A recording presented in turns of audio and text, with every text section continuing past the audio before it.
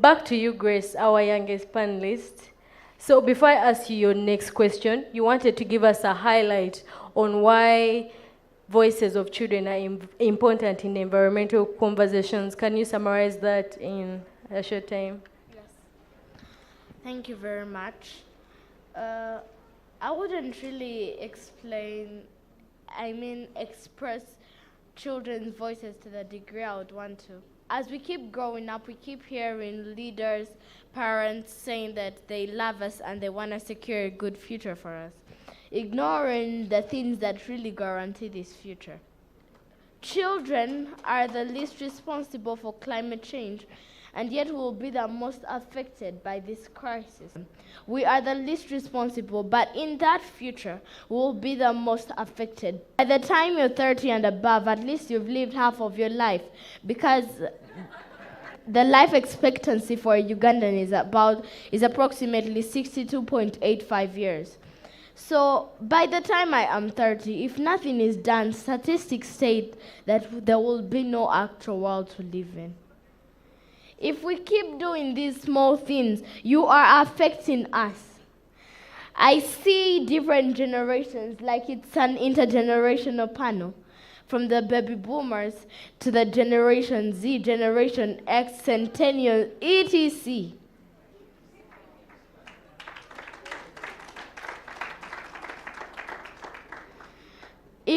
If we do not have a generation of people who have esteem for the environment, that means we have no world. You keep saying you love us, you want to secure a future. There is no future if there is no action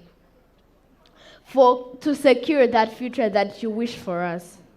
Children's voices, we are underestimated as children. We look small. We look like we do not know what we say, like we were born yesterday. Of course we were.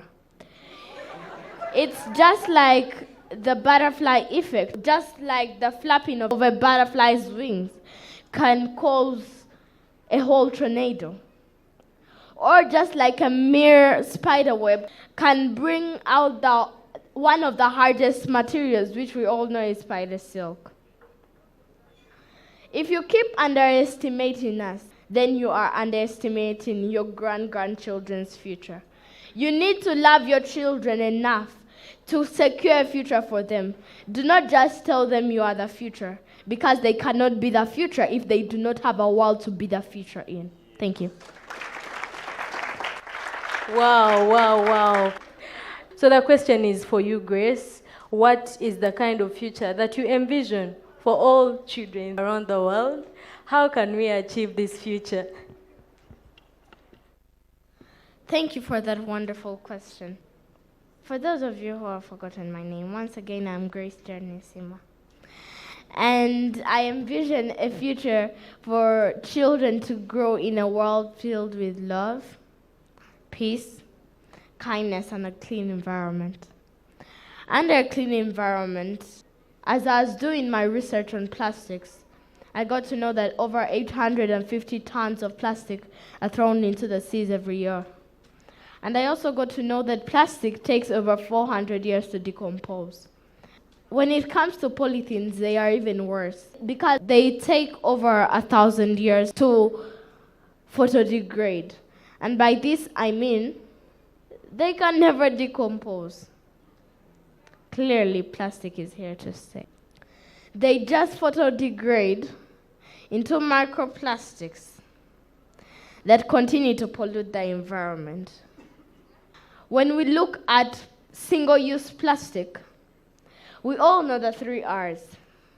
Reuse, reduce, recycle. Reuse, reduce, recycle. It's put in everybody, even the children. Recycle, which is the one I'm going to be talking about today and put my emphasis on. Only 10% of this plastic is recycled. Where does the other 90% go? Do you know? The landfills. And when this plastic stays in those landfills, guess what is released? Methane. It was carbon dioxide. We always hear activists carbon dioxide, carbon dioxide. We need to stop the emissions of carbon dioxide. And yet methane is even more greater than carbon dioxide. The only good advantage is that it wears out more quickly. And if this methane keeps on going into the atmosphere, we all know what it causes: imbalance. And which causes what we call global warming.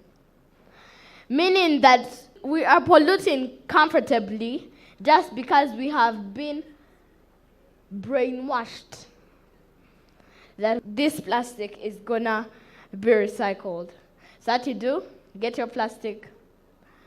Of course, we are all guilty to some sort of plastic. First, the bottles of water that we drink in. That plastic that you see there takes over 400 years to decompose. When you go for shopping, when you go to the market for shopping, that polythene bag that they always give you after buying your tomatoes for food, it takes 1,000 years to photodegrade. The children, those Gorilla packets, chocolate packets, those candies that we always eat. Us as people, of course, we volunteer. Someone said that the people is the government. But the government has a bigger role to play. For example, burning this single-use plastic, which will even force the inventors to think of better alternatives to serve us without choking Mother Earth. Because if we keep just sitting down there and we're like, what will these people that produce this plastic do? What will they get to eat? Let me tell you this. I think I've heard this from my mom.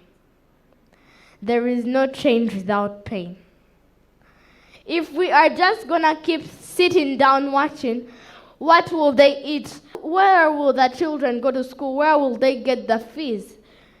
A woman has the brain to think of better alternatives to use for a business. God gave us knowledge.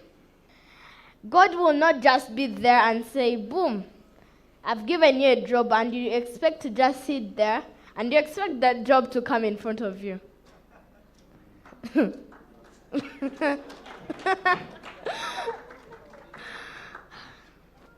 There are patterns that you have to follow to get that job. You hear all over the news people crying out, the government should help us, the government should help us. You think the government is just going to come there and say, kaboom. Your whole future is envisioned and it's planned out. No. There are patterns you have to follow.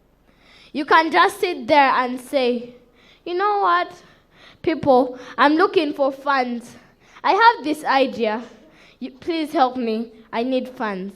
You think that people will give you the money? Sit down. Use your brain. Because people want to see results for what they're going to invest in money. There is no reason as to why somebody would give you money. You might be saying, these children are spoiled. I hear my mom saying that, you know, these big people say that millennials are spoiled, and I was born from a millennial. You might be thinking I'm even more spoiled. But I'm telling you the reality. There is no way you're just going to be there. And then after you envision, and then you're all like, my child will have a good future. There is no future you're living for your child, let me tell you this. You have to use better alternatives. We need a greener environment. We have higher chances of growing children that have more esteem for Mother Earth.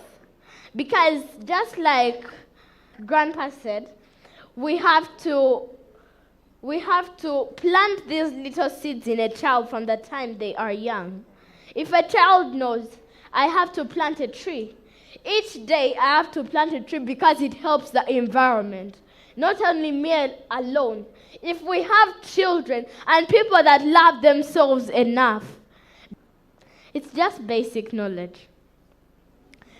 Plant it in a child, and then the child will keep growing, knowing that. The child will keep knowing that they are the future and they have to love their environment good enough. Just like Mama Justin said, a woman in the rural, let me tell you, is gonna plant a tree. Do not think the elites on Twitter are the ones gonna plant a tree.